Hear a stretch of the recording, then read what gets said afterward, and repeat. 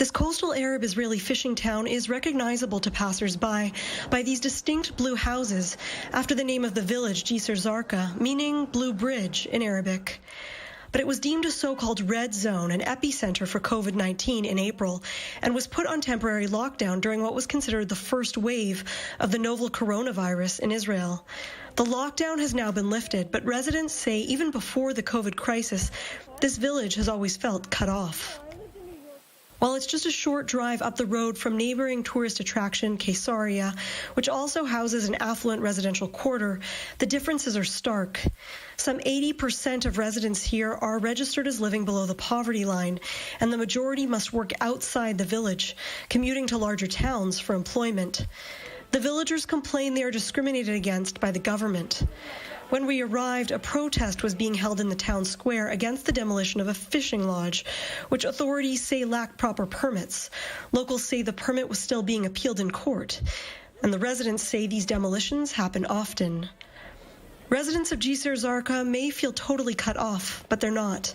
A group of Jewish Israelis from across the country have decided to come here for the summer, hoping to bridge societal gaps.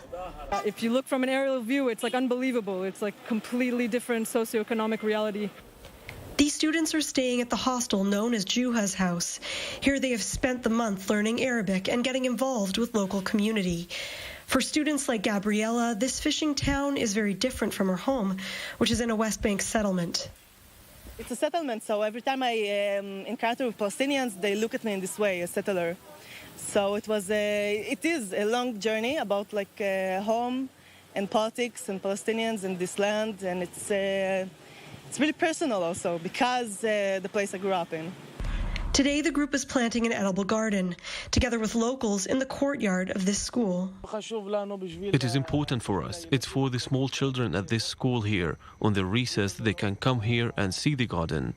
This program began last year before the COVID crisis, and participants say this year has been especially challenging for local business. Just yesterday I was visiting a beautiful coffee shop that has like a big garden and everything, and it was all empty, and I was talking to the owner, and he said it used to be such a place full of life and people, and like watching soccer games and people smoking shisha and drinking coffee and everything. And I was the only customer, and I was there for like 2 hours. This crisis had a very hard impact. Our customers like incoming tourists, and now we have none. And all our economic activity depends on that tourism and the restrictions. People are afraid to go out, so it's been very hard.